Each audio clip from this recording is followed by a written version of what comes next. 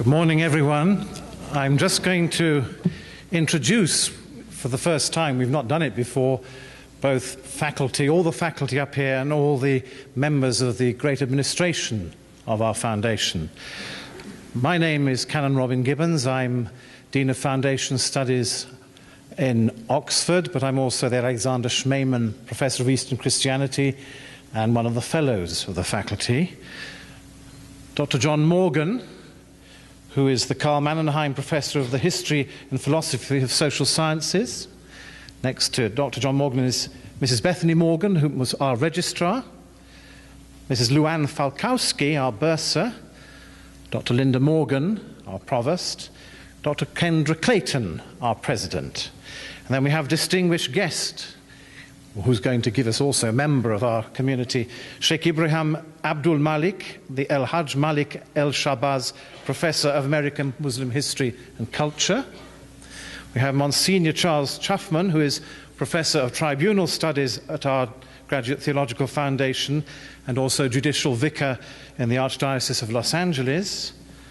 Professor Christo Lombard, who you will hear more about in a moment, who's Professor of Christian Spirituality at the University of South Africa. Dr. Angel Velez Oyola, I've added that bit in for you, Director of the School of Theology at the Inter-American University of Puerto Rico, another great distinguished guest we've got, and of course Dr. Omar Shaheen, who's Director of Islamic Studies and Ibn Taymiyyah Professor of Islamic Law. So that's us.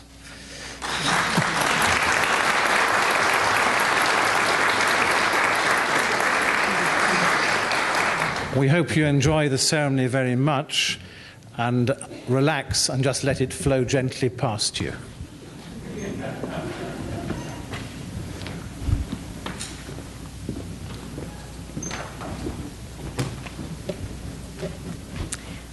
On behalf of the Foundation's Board of Directors, faculty and administration, and the students of the graduating class, we wish to extend this warm greeting and heartfelt welcome to all on this glorious day of celebration. Come into the circle of community. Come into the circle of love. Come into the circle of dreams. Come into the circle of hope for the future.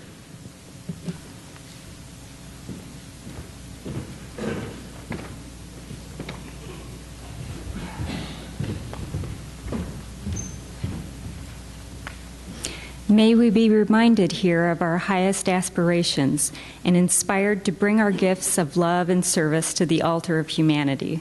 May we know again that we are not isolated beings, but connected in mystery and miracle to the universe, to this community, and to each other.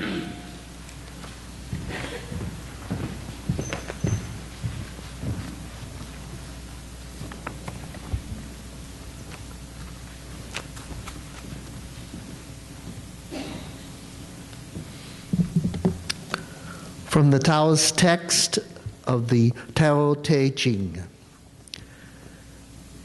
The beginning of the universe, when made manifest, may be seen as its mother. When we have found the mother, we will know the children as well. And though we have come to know the children, we will still embrace the mother. Thus, however much the body may decay, we shall never perish. To realize the insignificance of things is called clarity of sight. To keep what is weak is called power. Use your light, but dim your brightness, and thus you will cause no harm. This is called following the eternal path.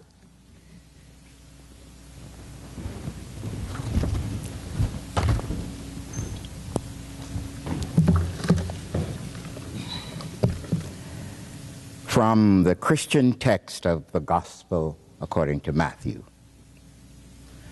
We are the light of the world. A city set on a hill cannot be hidden. No one lights a lamp to put it under a basket, but on a lampstand where it shines for everyone in the house. And thus, our light is to shine on everyone so they may see our good works and so give glory to our God in heaven.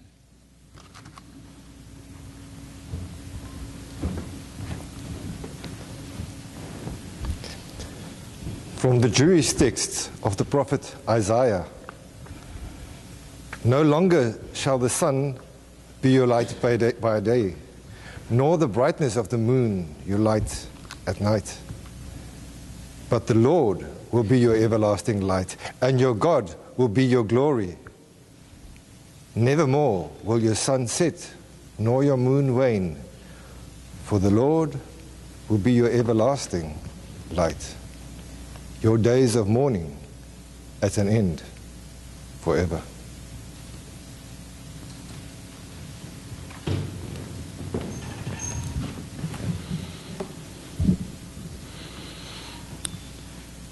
From the Holy Quran, أعوذ بالله من الشيطان الرجيم. يا أيها الناس إنا خلقناكم من ذكر وأنثى وجعلناكم شعوبا وقبائل لتعارفوا إن أكرمكم عند الله أتقاكم. What can be translated? O mankind, indeed, we have created you from male and female, and made you peoples and tribes, that you may know one another. Indeed, the most noble of you in the sight of Allah is the most righteous of you. Indeed, Allah is knowing and acquainted. أعوذ بالله من الشيطان الرجيم. آمن الرسول بما أنزل إليه من ربه والمؤمنون كل آمن بالله وملائكته وكتبه ورسله لا نفرق بين أحد من رسله وقالوا سمعنا وأطعنا غفرانك ربنا وإليك المصير. What can be translated? The messenger has believed in what was revealed to him from his Lord, and so have the believers. All of them have believed in Allah and His angels and His books and His messengers, saying, we make no distinction between any of His messengers. And they say, we hear and we obey. We seek your forgiveness, our Lord. And to you is the final destination.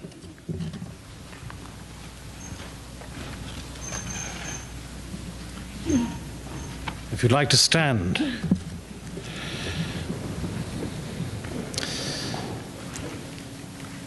Wisdom has built herself a house. She has set up her 7 pillars. She has slaughtered her beasts. She has prepared her wine and set her feast table. She has sent out her maidens to proclaim, from the highest places in town. Let whoever is ignorant come and hear. To the foolish, she says, come, eat my bread, drink the wine I have prepared. leave your foolish ways and live, and walk in the ways of insight. Happy is the one who discovers wisdom, the one who gains understanding. For gaining her is better than profit from silver, better than that of gold. She is more precious than pearls, and nothing you could desire is her equal. In her right hand is long life, in her left riches and honor. Her ways are those of delight, and all her paths lead to peace. She is a tree of life to those who hold her fast. Those who cling to her are acclaimed happy. If you'd like to sit.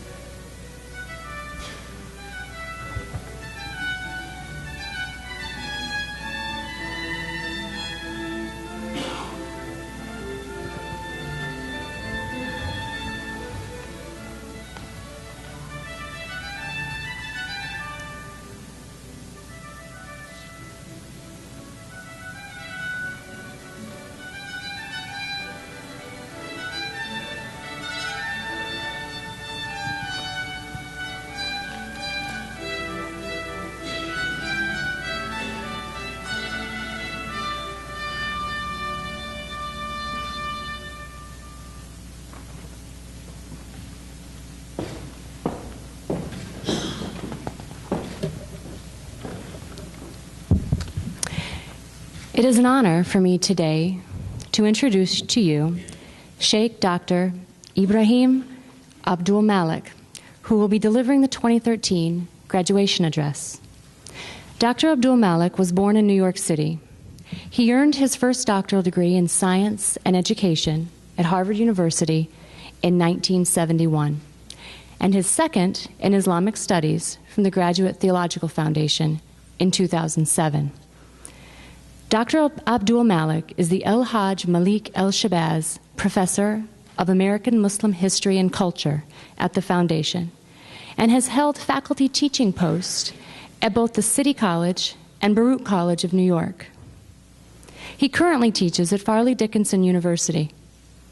Following the tragedy in New York of September 11th, 2001, Dr. Abdul Malik served for several months as both a disaster chaplain with the American Red Cross and a trauma counselor for several city organizations. He is a highly sought-after, inspirational, and interfaith speaker in the New York metropolitan area. Please join me this morning in welcoming Sheikh Dr. Ibrahim Abdul Malik.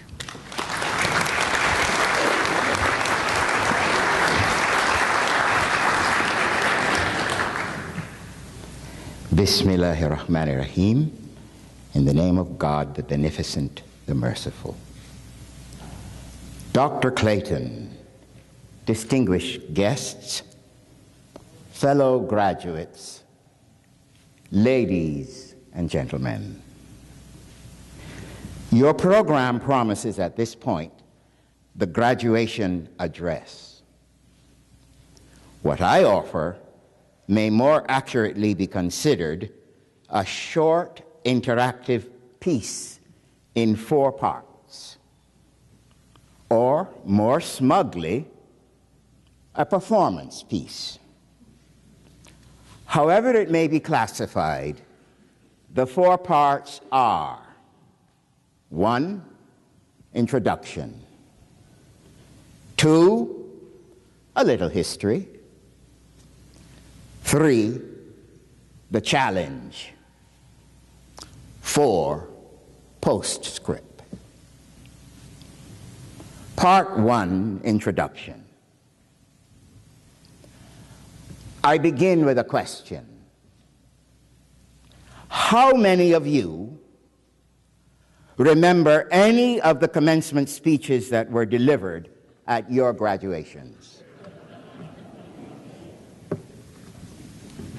I anticipated that response. Because historically, commencement addresses are remarkably forgettable. And here I am, poised to join the long list of commencement speakers whose addresses have been largely forgotten by the very people for whom they were so carefully crafted and passionately delivered. In fairness to all of my brave predecessors, though, the blame is not entirely theirs. Which graduate really wants to listen to still another speech when she or he is ready to party? The commencement speaker is almost as disadvantaged as the person delivering the closing prayer. The message may be important, no doubt, but the premium is not its content, but its length. The shorter, the better. I am determined to do whatever I can to avoid that fate. I have therefore challenged myself to find a way to make my words here today have a staying power that seems to have eluded many of their predecessors. And what is that challenge? My challenge is to design a challenge for you, a challenge that will engage you initially today and continually for a long time to come. Part 2, a little history. I have little doubt that each of us proudly wears our connection to the Graduate Theological Foundation with fierce pride. I am equally confident that at the root of that pride is the fact that the organization we chose has as its middle name ecumenical. It began in response to Vatican II, which you remember was the bold action of Pope John the 23rd. It was his way of saying to the Christians of the world, not just the Catholics, it is time to shine some sunlight on our practices and beliefs. It is time we begin healing the hurts among us. It is time we recognize that there are other religions in the world besides Christianity. It is time we reach out to them. But Vatican II was more than a challenge to many, particularly the entrenched bureaucracies within the Roman Catholic hierarchy. It was an attack on their precious traditions. Our organization, GTF, on the other hand, wholeheartedly took the message of Vatican II and ran with it. In short order, GTF had established academic working relationships with Oxford University, hotbed of Protestantism, if you will, and with Centro Pro Unione in Rome, an ecumenical institution that is very close to the seat of Roman Catholicism and houses all of the documents that are generated by the Vatican and the World Council of Churches. These two affiliations supported ecumenical relationships among the various Protestant and Roman Catholic communions. But GTF did not stop there. Now, I'm not about to suggest that somebody in the foundation notice that the word ecumenical also has a broader meaning that goes beyond unity among Christians only. It's tempting, I admit, to play with the idea that this unknown person started a program, a campaign, to get GTF to match that broader meaning with programs that fostered collaboration between Christians and the rest of us. Muslims, Jews, Hindus, Buddhists, Sikhs, secularists, et al., et al. Whatever the compelling antecedents, the Foundation has properly expanded its programs to include Judaic studies and Islamic studies at the highest academic levels. To support these efforts even further, talks are underway to establish a formal institutional affiliation with Al-Azhar University, the seat of Islamic learning for over 1,000 years. To quote from the GTF description, Al-Azhar's respected and recognized place within the Muslim world is equivalent to that of Oxford University within the Protestant world, or Rome within the Catholic world. I am confident that programs are expanding to include still other kinds of religious studies. And here we are all today enjoying together what for many of you is the last official event of your academic journey at Graduate Theological Foundation.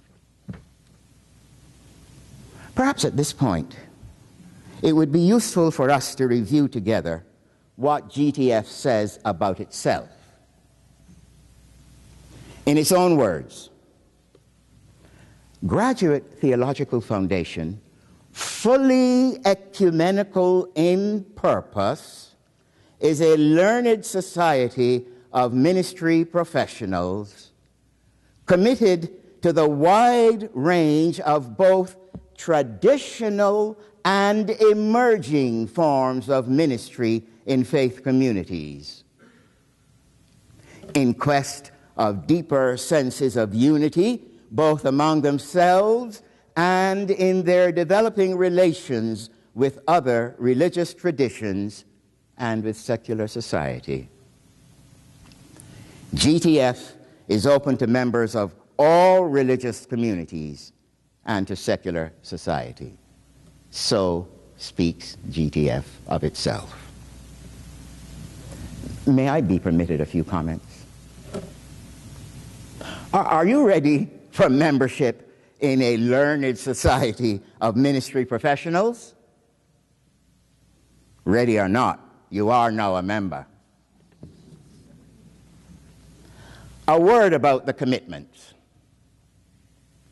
GTF is committed first to the wide range of traditional forms of ministry. Put another way, GTF has expressed unreserved respect for all traditional forms of ministry. GTF is equally committed to emerging forms of ministry in faith communities.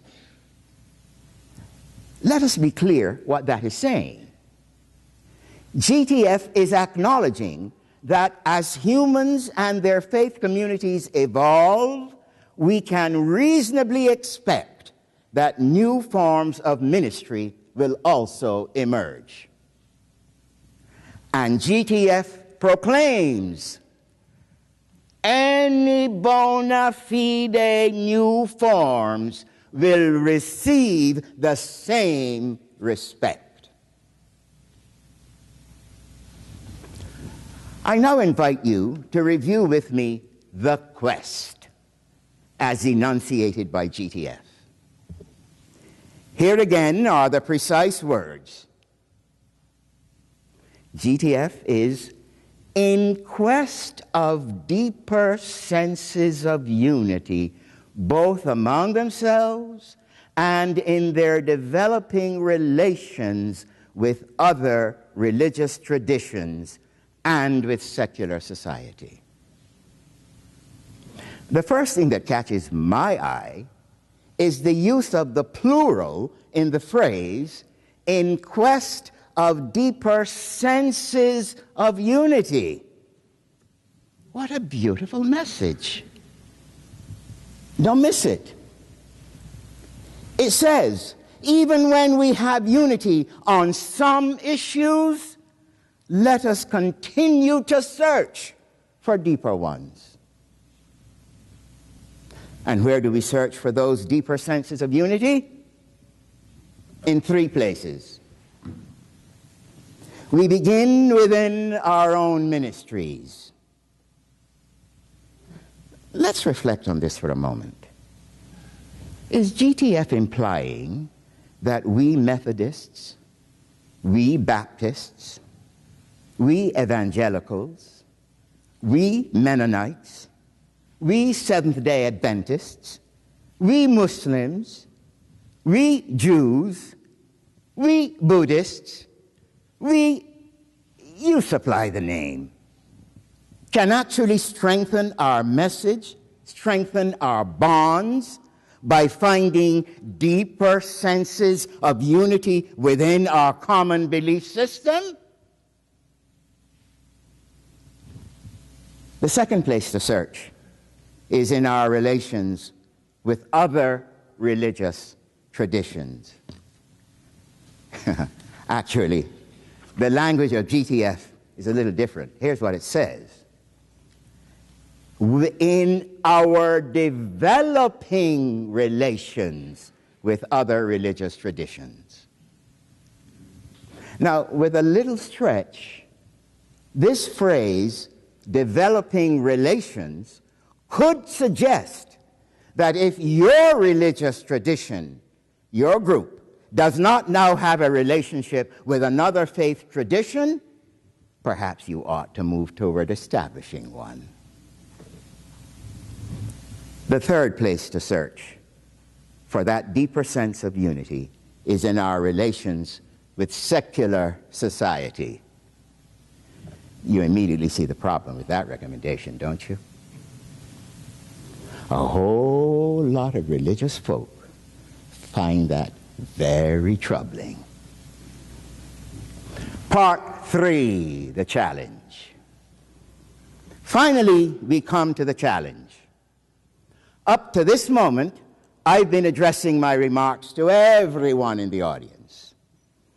But for the next minute or two, I will be speaking only to the graduating class. Actually, I will read aloud a short letter which I have prepared for them, and I invite the rest of you to eavesdrop.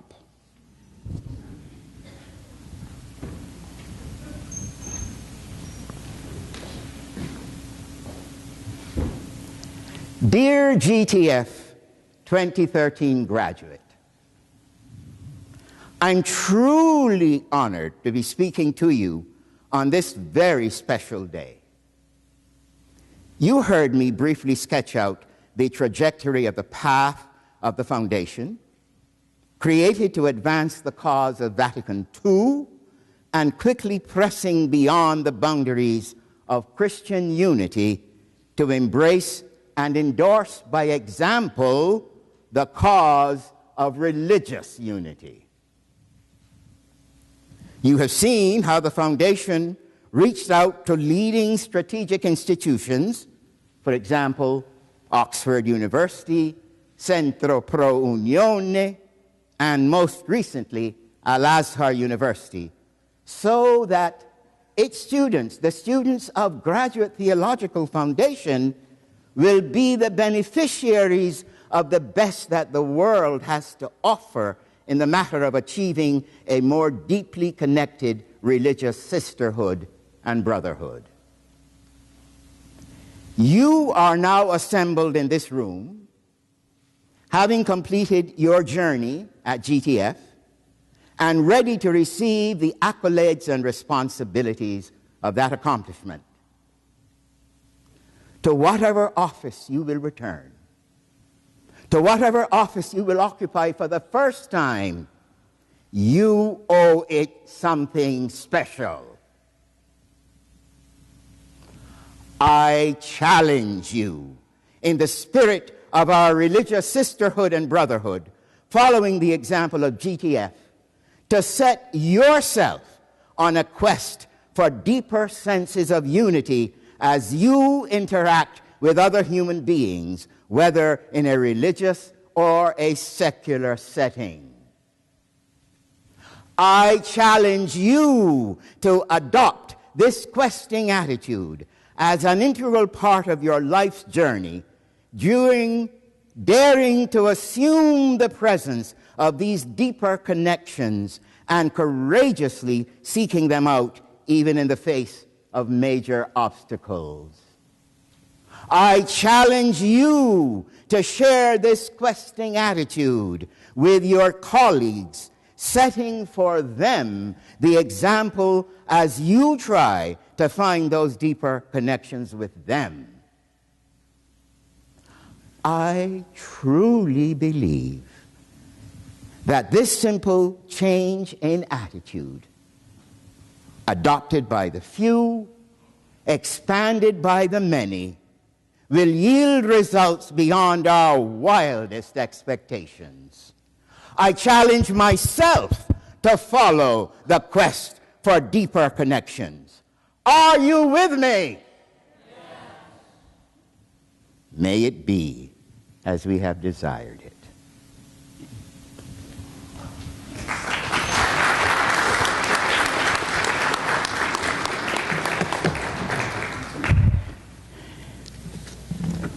Part 4. Postscript. I just sent a letter. And what do you do at the end of a letter? A postscript. Ordinarily, this kind of a climax would signal the end of my speaking, and I would retire from the stage and pass the baton to the next speaker. But this is not an ordinary occasion. When I last addressed you, I suggested that you eavesdrop. In good conscience, I cannot therefore leave you hanging from the eaves. So I've decided to address you directly again. This time, I am extending to you, each one of you, the very challenges you heard me issue to the graduates. I now challenge you, each one of you, to set yourself on a quest for deeper senses of unity as you interact with other human beings, whether in a religious or a secular setting. I challenge you, each one of you, to adopt this questing attitude as an integral part of your life's journey, daring to assume the presence of these deeper connections and courageously seeking them out, even in the face of major obstacles. I challenge you, each one of you, to share this questing attitude with your colleagues, setting for them the example as you try to find those deeper connections with them. Alert! I have not assumed that you are all religious leaders. Rather, I am boldly stating that it does not matter in which field you work. You are human, and you interact with humans. So even though today is not your graduation, I sincerely hope that you will take these challenges with you and reflect upon them every time you remember today. Assalamu alaikum.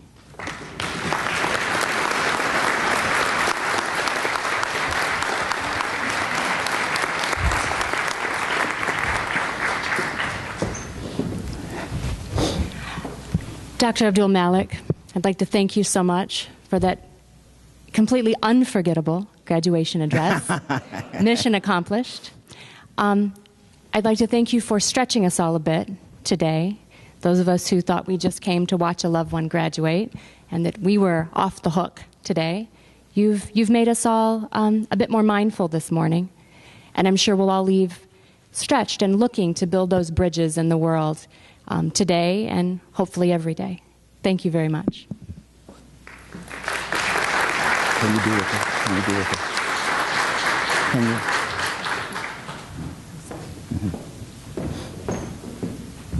I'm sorry I forgot one very important point.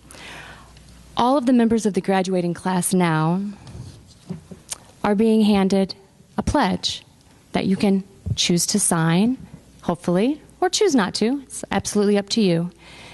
And this is a pledge to quest for deeper senses of unity.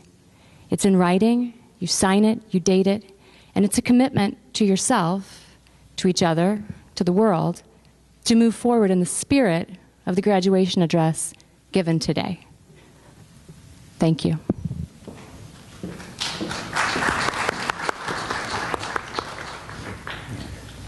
There you go. In recognition of the outstanding contribution to biblical studies made by Krister Stendahl, late Dean of Harvard Divinity School, and in appreciation for his early involvement and enthusiastic interest in the world and mission of this institution's commitment to religious pluralism, the Graduate Theological Foundation has established the Krister Stendahl Medal in Biblical Studies. Today, we are pleased to award the 2013 Krister Stendahl Medal in Biblical Studies to Professor Christo Lombard in recognition of his outstanding contribution to biblical scholarship, especially with regard to his groundbreaking work in the newly emerging field of biblical spirituality, evidenced in his latest publication, The Old Testament and Christian Spirituality, Theoretical and Practical Essays from a South African Perspective, published in May 2012 in the Society of Biblical Literature series, International Voices in Biblical Studies.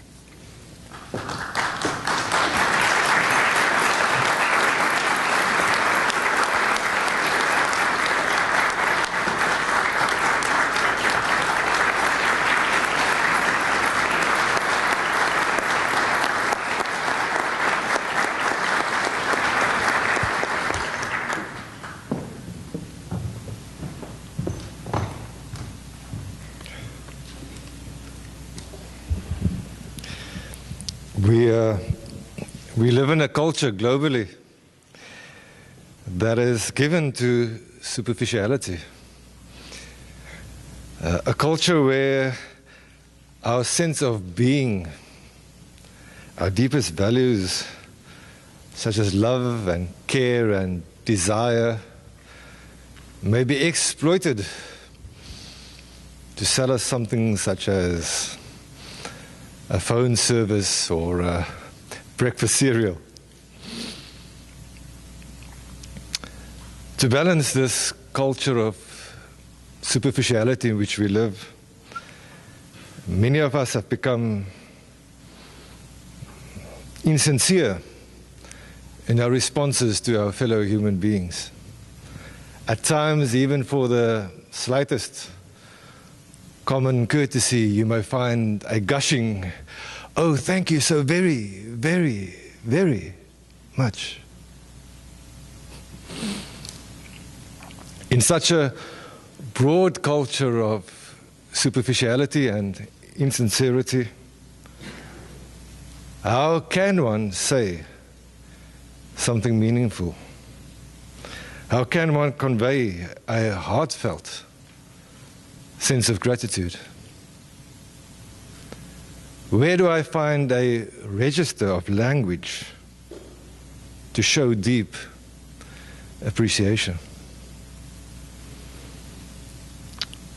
All I can do is ask you to see through all the superficialities and the insincerities of our time. Please look past the facades of created images Please, Dr. Clayton, colleagues and friends, please sense my appreciation, which lies beyond words. Yet all I have are words to say. Thank you.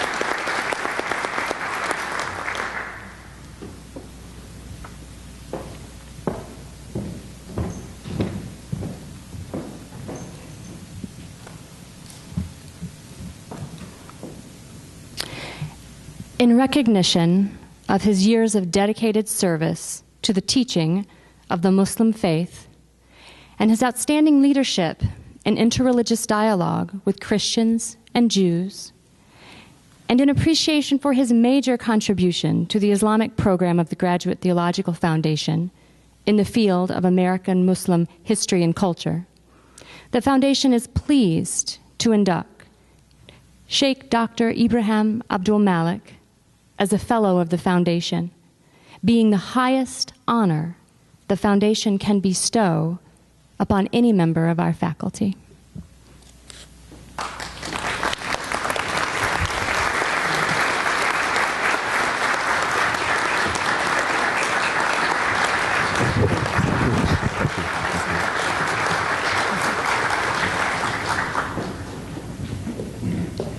Wouldn't you think that someone who just had so many words would now be able to find appropriate words to acknowledge what has just occurred?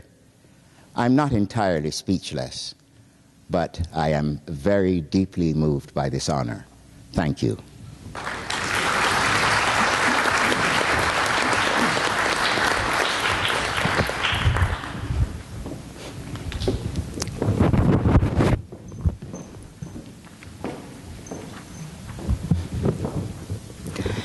Dr. Angel Luis Velez Oyola is director of the School of Theology and graduate professor at the Inter-American University of Puerto Rico Metropolitan Campus. He has distinguished himself by promoting ecumenical and interreligious understanding among several communities in Florida and the Greater Caribbean, and has worked in pastoral ministry with immigrants belonging to the Hispanic community. He is known for his conferences at the national and international levels, where he analyzes the dignity of human beings and social justice from an historical perspective. In recognition of his dedicated service to the life and mission of the Church in Puerto Rico, and an appreciation for his generous commitment to continuing education in the Christian faith throughout the world, the Graduate Theological Foundation is pleased to award Dr. Angel Luis Velez Oyola the Doctor of Humane Letters, honoris causa.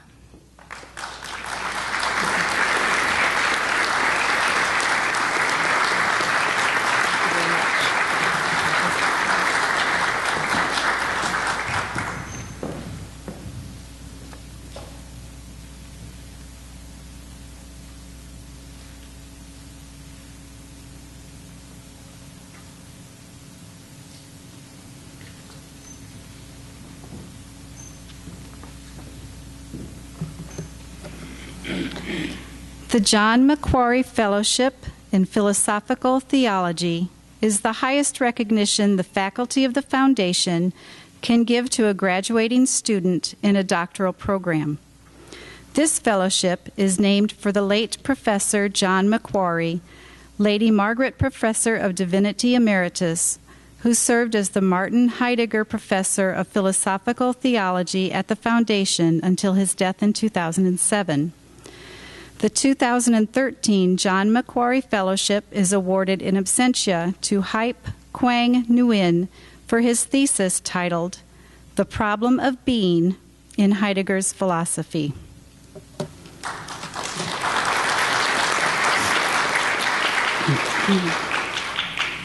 The Imam Malik Fellowship in Islamic Studies is the highest recognition the faculty of the foundation can give to a graduating student in the doctoral program in Islamic Studies. Imam Malik, from the 8th century, is considered one of Islam's greatest scholars, whose book, the Kitab al-Muwatta, is the earliest surviving book of Islamic law and health. The 2013 Imam Malik Fellowship is awarded to Zurkani Vardar for his thesis titled Adam as the Father of Mankind Between Quran and Bible, Similarities and Differences. Will Vardar Zurkani please come forward?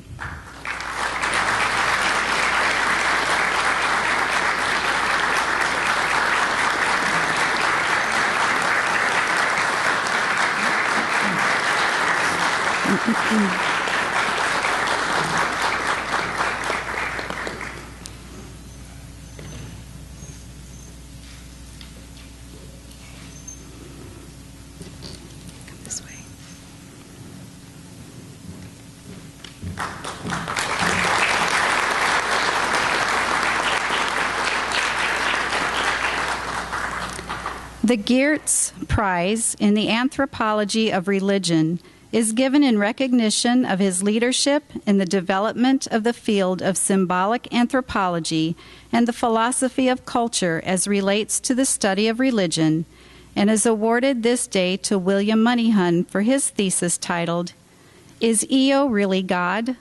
A Study of the Reciprocation of Ideas and Practices Between the Maori and the Pakeha, and what it means for cultural dialogue and understanding.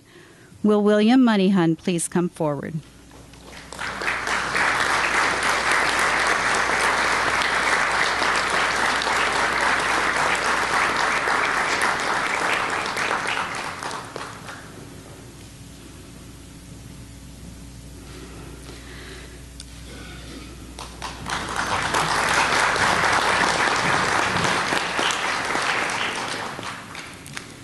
The Rabbi Samuel Cohen Prize in Jewish Studies honors his work in Jewish philosophy and is awarded this day to Paula Goldberg for her project titled Original Women's Passover Haggadah with Notes, Leader's Guide, and Original Music. Will Paula Goldberg please come forward?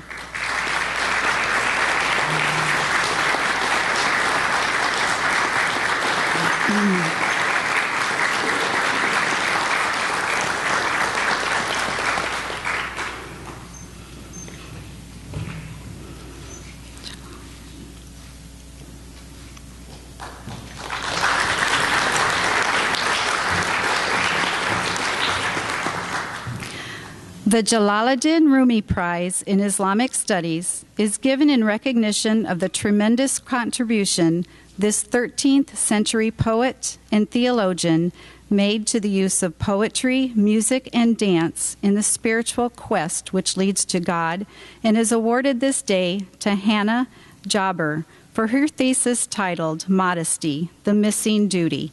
Will Hannah Jabber please come forward?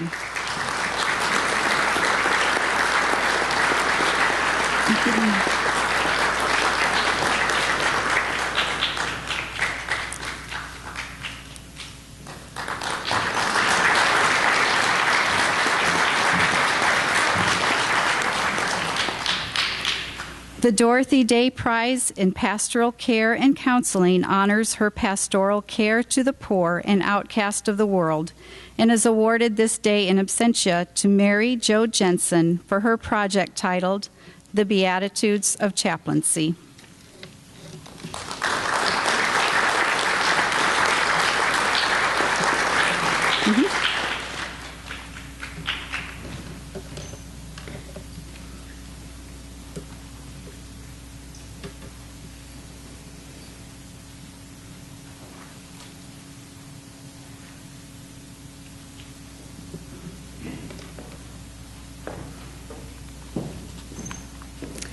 Dr. Clayton, in accordance with the laws of the state of Indiana and pursuant to the provisions of the corporate charter of the Graduate Theological Foundation as granted by the state, I have the privilege and pleasure to present to you, as president, the members of the graduating class of 2013 for the conferral of the degrees earned in course of study to be attested by the giving of the diploma.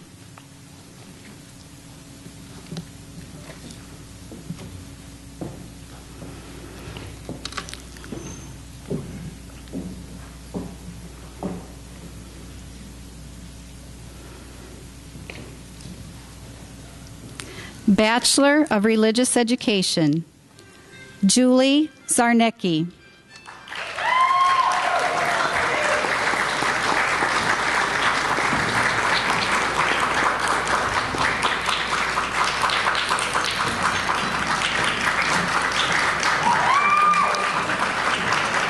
Alice A. Doppel.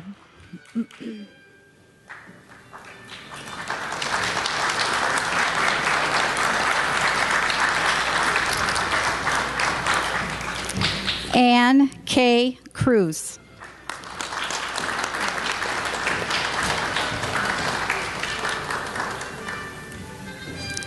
Barbara D. Pacella.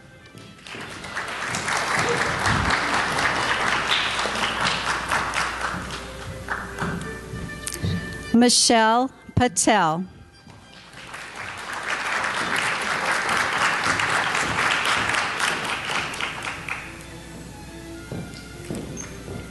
Laura Lynn Rangos.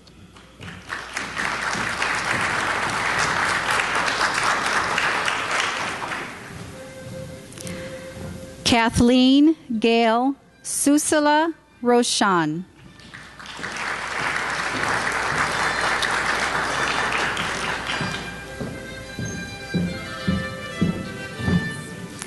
Master of Pastoral Counseling, Fabian Ehed Wokori.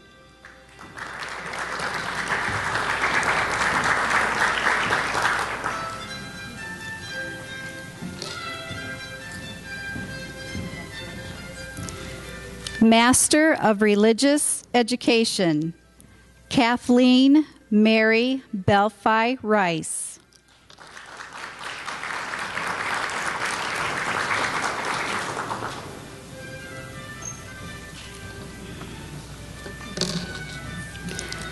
Master of Theology, Hannah Talib Jabber.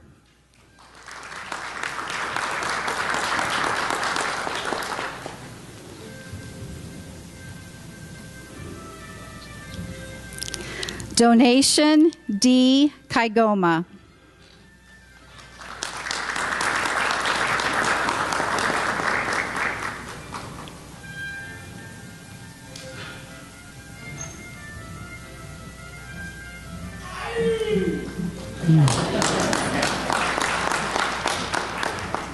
William Edward Moneyhun.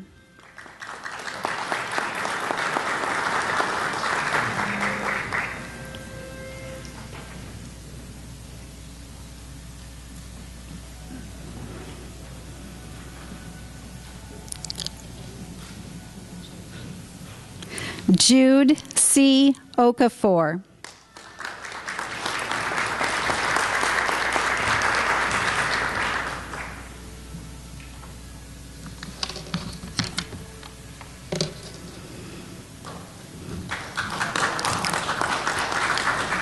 Doctor of Mediation, Stephen E. Slate Hudson.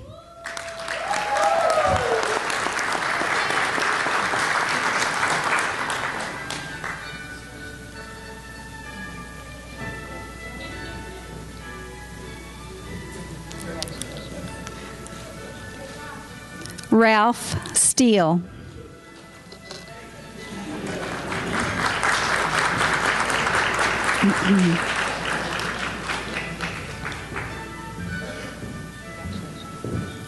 Doctor of Ministry, Marguerite Cole Alley.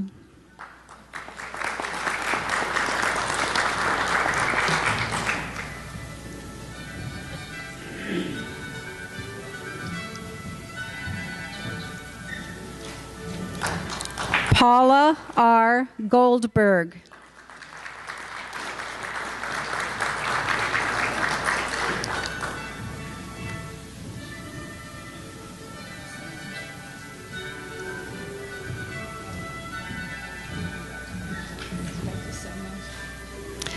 Sister Rosa Gonzalez.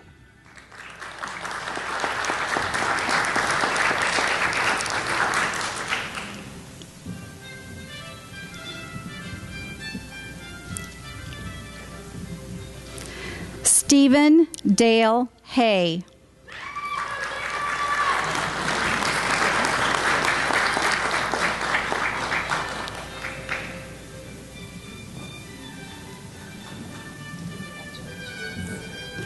Juliana N. Kanu and Jokanma.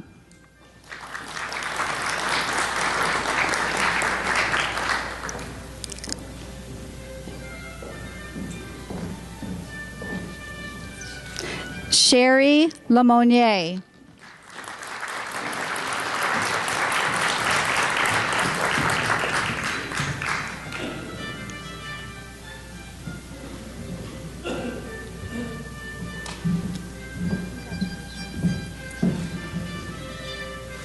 Aniete Akama Yukanidi.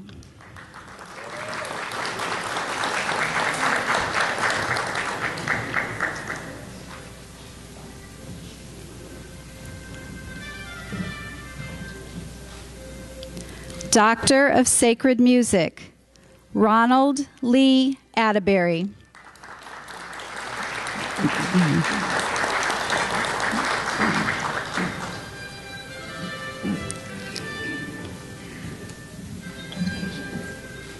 Mary Jane Ballou.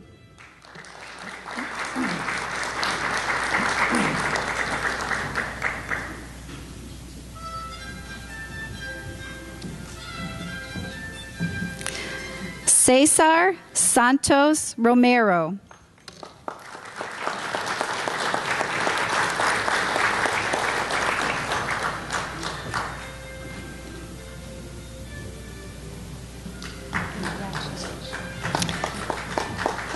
Doctor of Education, Richard Mario Esposito.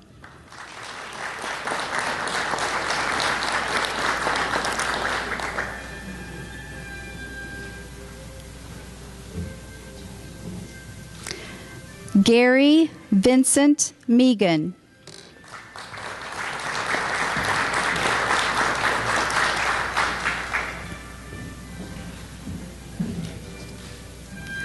Sister Nathalie A. Meyer.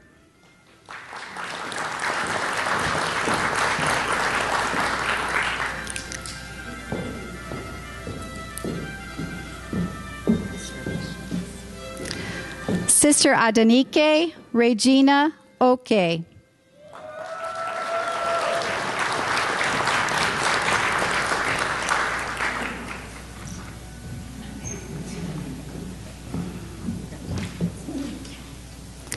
Christopher Onwusoanya.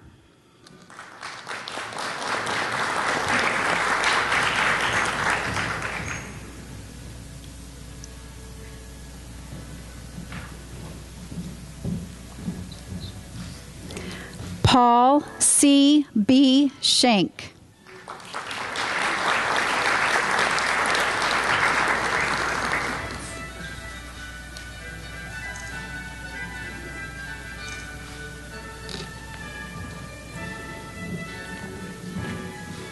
Doctor of Psychology, Stephen Akujobi.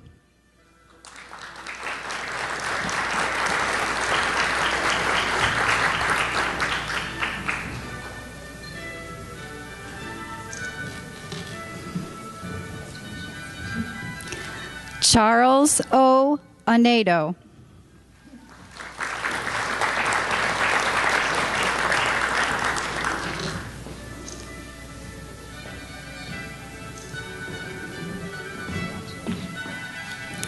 Salvatore De Stefano.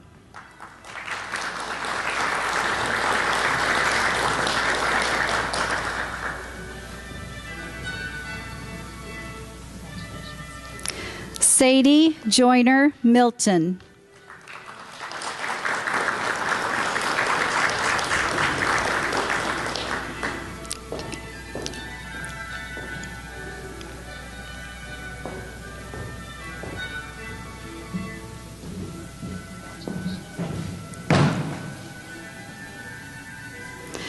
Susith Mark Lal Silva Francisco Hetegay.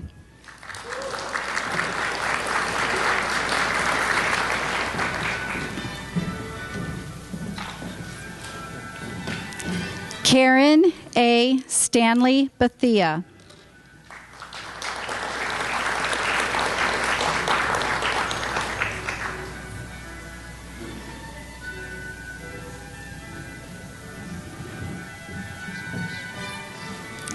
Helen Ann Karpus Turkovich.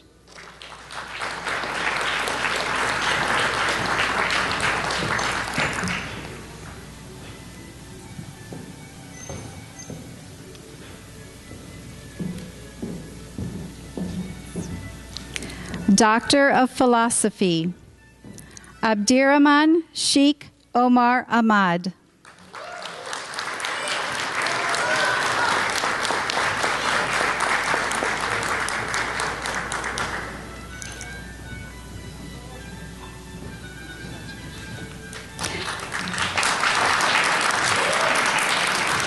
Magdi Kamel Ali.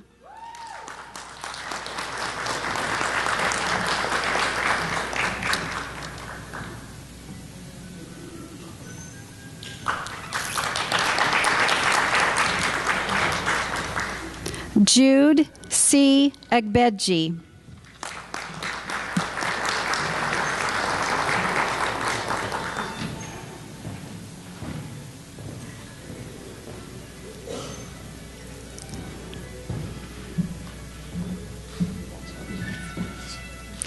Saad El-Digwi.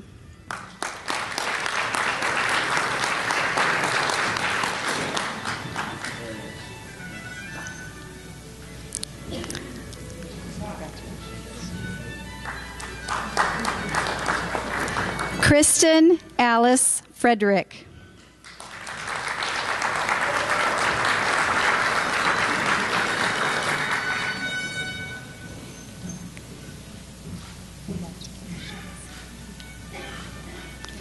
Ibrahim Kamel Mohammed Gihan.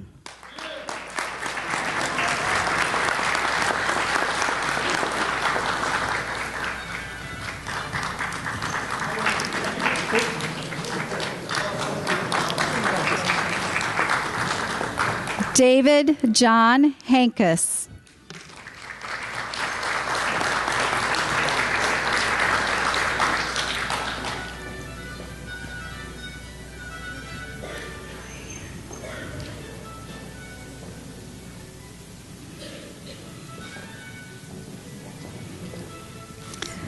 Cletus Chukwudi Emo.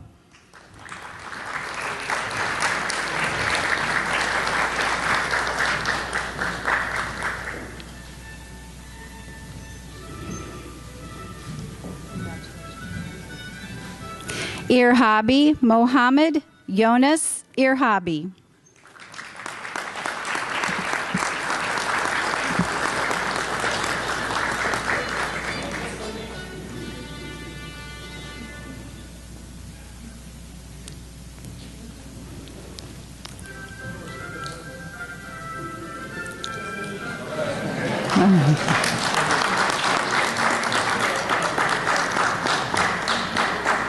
Anthony Irumenu.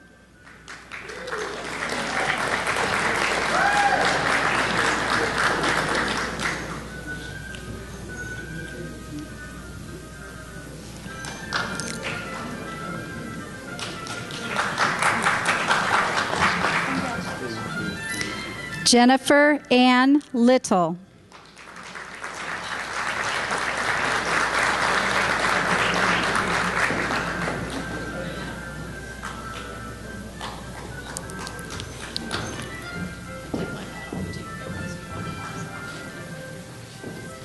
Mario A. Martinez.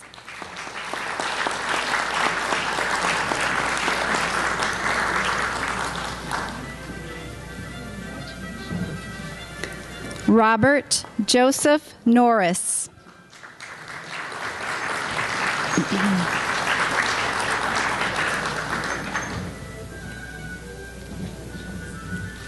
Michael Ohanete.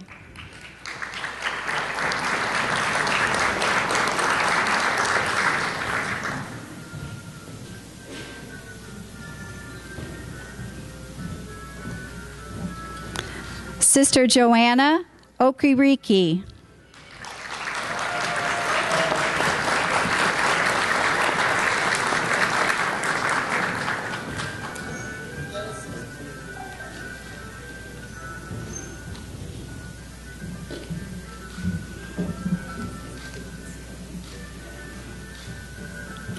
Lasarian and Dubesi Hugo.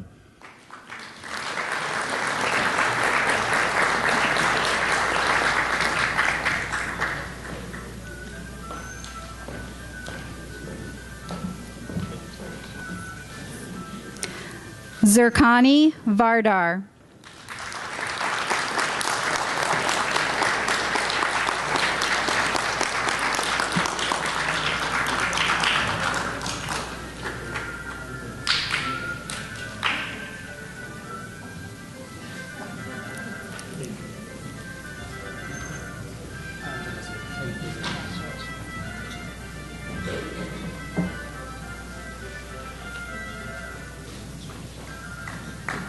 Can we give a round of applause to the 2013 graduating class?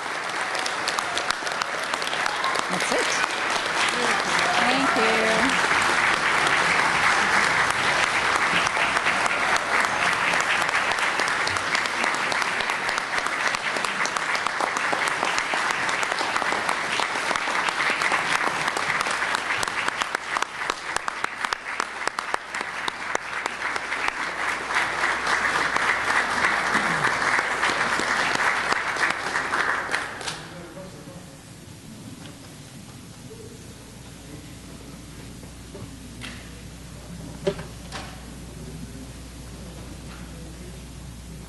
Would everyone please stand?